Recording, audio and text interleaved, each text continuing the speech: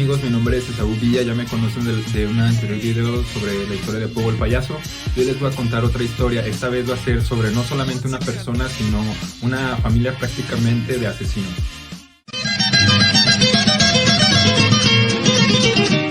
Las hermanas González Valenzuela, también conocidas como las Poquianchis, son consideradas una de las asesinas seriales más infames de la historia de México, ya que estas asesinaron entre 90 y a 150 personas, entre las que se encuentran mujeres, niños y bebés recién nacidos. María de Jesús, María del Carmen, María Luisa y Delfina Torres Valenzuela, su primer apellido, en primer lugar se apellidaban Torres Valenzuela, después lo cambiaron por distintas circunstancias que ahorita mismo voy a comentar. Nacieron en distintas ciudades, entre ellas San Francisco del Rincón, Guanajuato, Irapuato, El Salto, Jalisco, y se desconoce exactamente cuál es el lugar de nacimiento de cada una de ellas. Son frutos del matrimonio de Isidro Torres y Bernardino Valenzuela.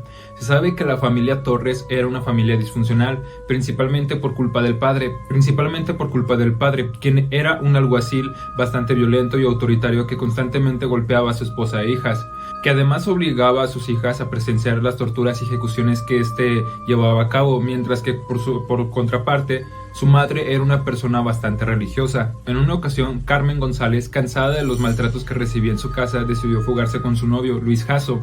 Sin embargo, esto duró poco, ya que su padre la buscó y la encontró poco después para golpearla y sin ningún motivo la encerró en la prisión municipal.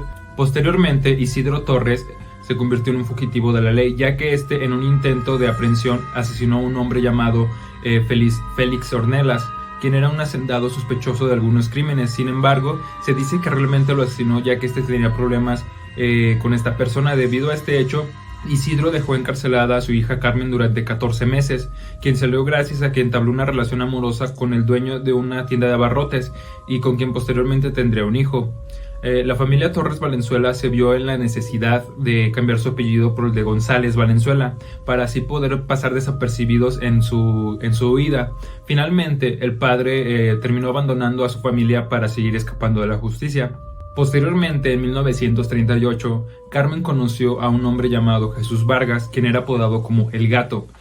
Juntos abrieron una cantina llamada El Salto. No obstante, Vargas no supo administrar bien el dinero que le generaba esta cantina, por lo que Carmen lo terminó abandonando y volviendo a vivir con su familia, pero llevándose un gran conocimiento de este tipo de negocios. Posterior a este hecho, los padres de las hermanas González Valenzuela fallecieron y a consecuencia de esto obtuvieron una pequeña herencia. Con este dinero e inspirada por su hermana Carmen, Delfina decidió abrir su propia cantina en El Salto, Jalisco, pero poco después de la cantina se convirtió en básicamente un burdel, donde muchas de las mujeres que ofrecían sus servicios eran esclavizadas para ello.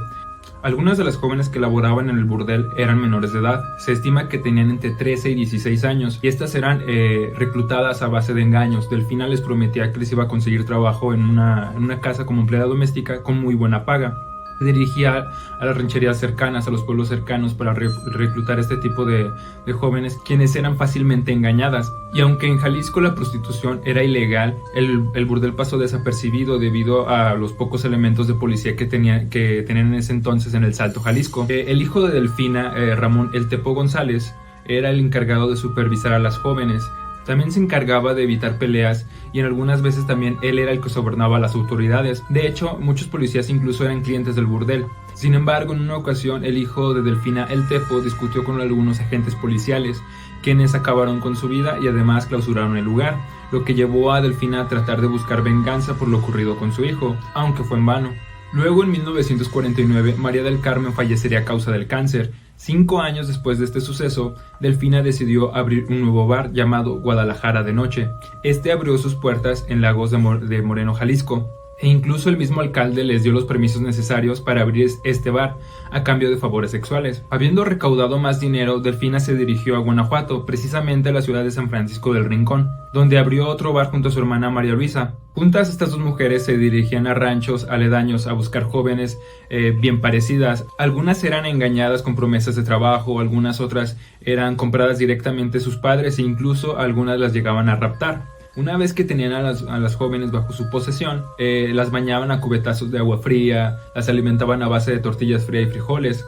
y por la noche las obligaban a atender a los numerosos clientes del bar. Delfina, para mantenerlas bajo su control, les vendía prácticamente todo a precios exorbitantes para generar una deuda imposible de pagar. Les vendía distintos artículos como objetos de aseo personal, ropa, joyas, etc., para así mantenerlas esclavizadas por el resto de su vida. En estas fechas, María de Jesús encontró a una ex aprendiz que había logrado abrir un burdel en la ciudad de León, Guanajuato.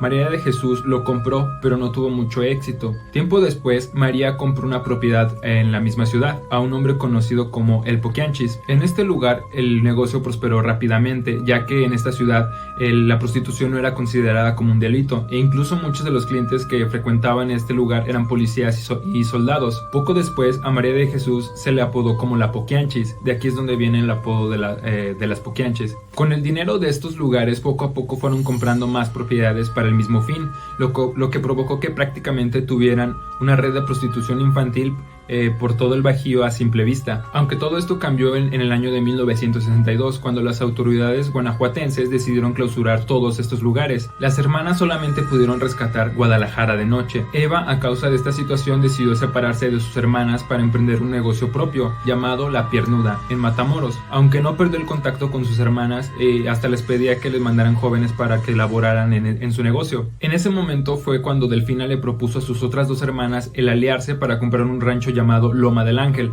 para continuar sus operaciones, aunque de manera clandestina. Fue en este punto cuando las Poquianchis cometieron las peores atrocidades que uno se podría imaginar. El modus operandi para conseguir a las mujeres era básicamente el mismo, sin embargo esta vez se enfocaron en edades de entre 12 y 15 años de edad. Igualmente se dirigían a rancherías o a pueblos alejados a buscar jóvenes, y ya sea engañándolas con promesas de trabajo, comprándolas o secuestrándolas, se las llevaban al rancho Loma del Ángel. Una vez que las tenían en el rancho, las jóvenes eran violadas y golpeadas por los ayudantes de las Poquianchis, para así someterlas psicológicamente. Luego las duchaban con agua fría y las vestían para que esa misma noche comenzaran a atender a los clientes. Sin embargo, la cosa no terminaba ahí, ya que no se les alimentaba de una manera correcta, eran constantemente maltratadas y torturadas. Si alguna de las mujeres llegaba a quedar embarazada, se le practicaba un aborto, y a los niños que llegaban a nacer también se les asesinaban. Y por si fuera poco, las mujeres que lograban sobrevivir a este infierno, una vez que cumplían los 25 años, eran enviadas con el verdugo. El verdugo era una persona encargada de asesinar a estas mujeres,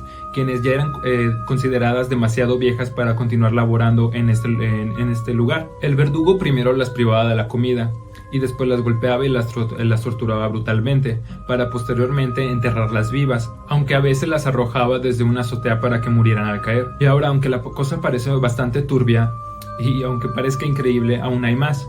Se dice que además realizaban ciertos ritos satánicos a consejo de alguien para así obtener aún más dinero. El rito consistía en lo siguiente: primero colocaban una estrella de 5 puntos formada por velas, después sacrificaban a un gallo y las hermanas se desnudaban para bañarse con la sangre del animal. Luego desnudaban a las niñas nuevas, quienes eran violadas por los ayudantes de las Poquianchis, mientras ellas veían esto a carcajadas. El siguiente paso del ritual era que metieran un animal al lugar, ya sea un perro, un caballo, etc., y que las jovencitas hicieran actos zoofílicos con estos animales, para después comenzar una orgía en la que las hermanas también participaban. Y por si fuera poco, las hermanas poco tiempo después comenzaron a vender la carne de sus víctimas en el mercado negro y ofrecer a algunos de los niños que no llegaban a ser abortados para que los clientes pudieran experimentar con ellos. Finalmente, en el año de 1964, Catalina Ortega, una de las víctimas, logró escapar e ir con las autoridades a denunciar los hechos. Tuvo la fortuna de que esos policías no pertenecían al grupo de las cómplices de las Poquianchis. Decenas de policías llegaron al rancho y arrestaron a algunos de los responsables, pero también se encontraron con las jóvenes que estaban bajo condiciones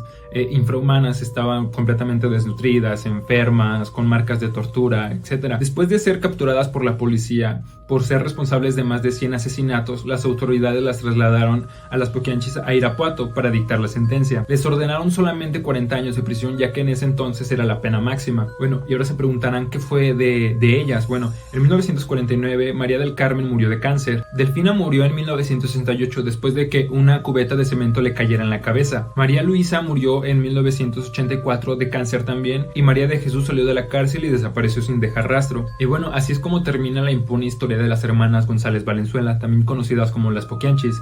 Una historia llena de impunidad, corrupción, secuestros, asesinatos y las conductas más bajas y deplorables de las que el ser humano ha sido testigo. Bueno, y antes de despedirme me gustaría darles un pequeño aviso. Este martes 30 de noviembre de 12 a 1 p.m. se dará la primera conferencia virtual de Alitia, en la que se abordará el tema de laboratorios clandestinos y será impartida por la licenciada Laura Toledo Adán. Si les interesa, estará la información completa en la descripción. Bueno, eso fue todo de mi parte, me despido. Si les gustó, regálenme un like y quisiera saber qué opinan sobre las Pokémon.